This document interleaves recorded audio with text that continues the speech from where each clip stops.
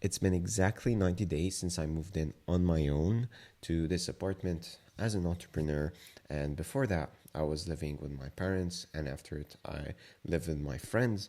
And now I moved in on my own. So I want to share kind of my experience in that, what I've learned, what I've gained, and also what I've lost during that process.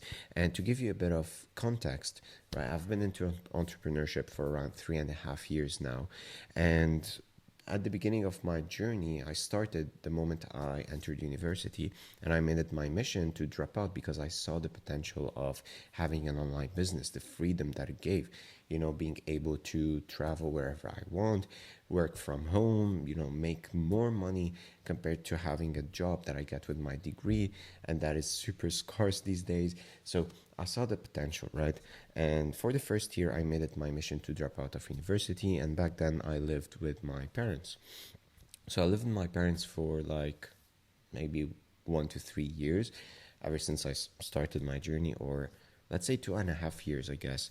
And at home, I always felt maybe that I can gain more freedom, right? I can move out on my own and separate myself from my family, be independent, so I can also build my own belief systems, have more time to myself to discover myself and to work more on the business and focus there. Because honestly, I was getting distracted with my family. I love them and I used to spend a lot of time with them, and I felt like no, I need to be spending that time working on my business and doing something, right? Like I don't want to be comfortable. So I had this strong push in me, that drive that was always forcing me to like get out of that comfort zone and move out on my own.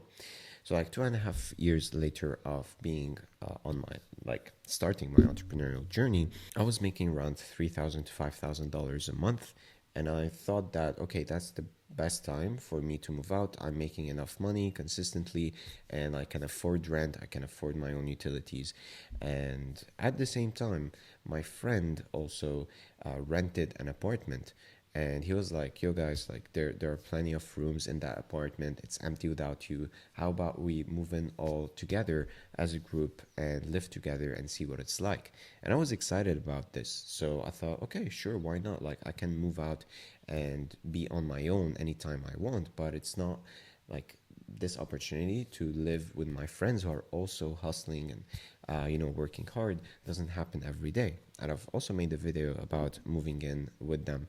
You can watch it on my channel. But so we moved out. I moved out of my home for the first time in my life and moved in with my friends and lived with them for 6 months. And it was great. It was really, really fun. I got closer to them.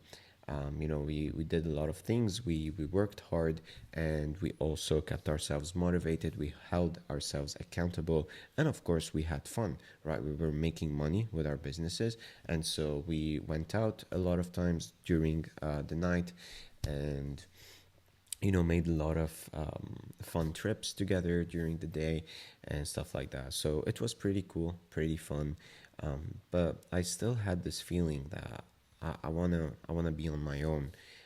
I don't wanna be surrounded by anyone. I wanna experience this life of living like a monk, where around me is pure silence and I have no one to knock on my door or tell me anything throughout the day, right? I want to just separate myself.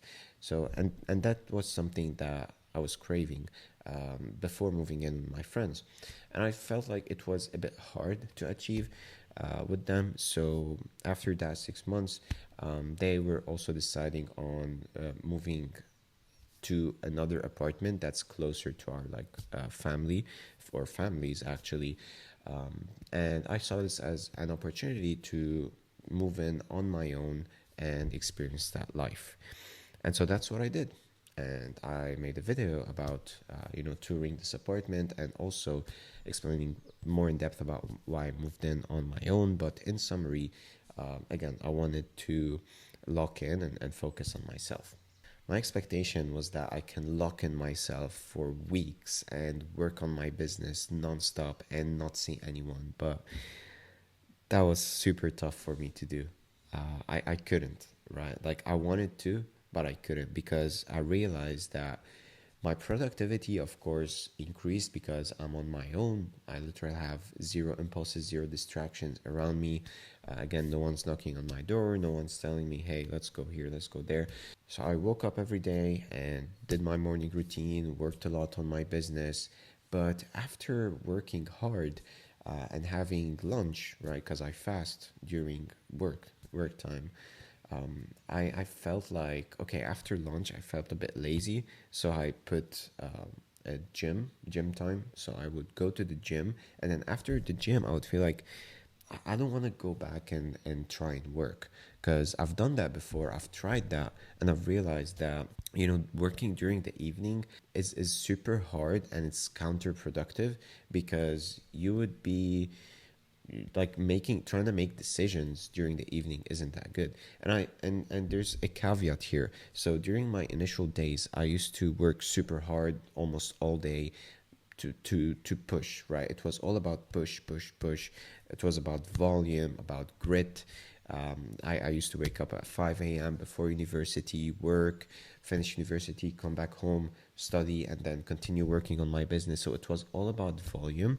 It didn't include a lot of decision making, right? But as you move forward in your journey, you realize that you can hire people to do that hard work, and the work that doesn't require a lot of maybe decision making, so that you free up more time for yourself to make decisions. And so right now I'm moving forward in my business to those stages where making the right decisions is more important than just doing that hard pushing work. And so I realized that what if I can work consecutively for 4 to 8 hours where I'm like deeply focused, I have those binaural beats going on, and I'm into the business. I have nothing to distract me. And then after that, I would have lunch, I would go to the gym, and in the evening, I would get to see my family and friends and do those things that like give you energy, make you recover, let you disconnect from the business so that you repeat the process the next day. You wake up fresh and you go on and make great decisions with your business because your mind is not fatigued, it's recovered. And I also realized that I do need that social time in the evening. Like maybe you watching this can say like, no, I don't need that, or maybe there are different types of people who don't need to socialize as often. But I realized that no, in my case, I need to do it. Like it's a recovery process. So I push hard during the day and go out and have fun during the evening. And I found this to be a great balance. So that's my life right now. And in terms of loneliness, I felt that for the first 2 months or 1.5 months, where I would come here after returning from having spending some time with friends and family during the night, and it would feel lonely, and I would hate that. I would be like, I wanna go back and live with them. There was this friction that's still in me. But as time evolved, I found peace in that loneliness, and it's really nice. So it's that great balance where I would end the day alone, start it alone, and then in the middle, I would socialize and refuel that socializing energy. So ever since, I've been, coming home, journaling a lot, spending time alone, and having like really no noise around me, no voices. It's a really nice experience. I don't know how long it will last. So far, it's been 3 months. I'm loving it, and maybe there will come more months. Maybe I'll extend it to a year or two. We'll see what happens with my life, but so far it's really good. I highly recommend that you do it. And let me know if you have any questions as well in the comments.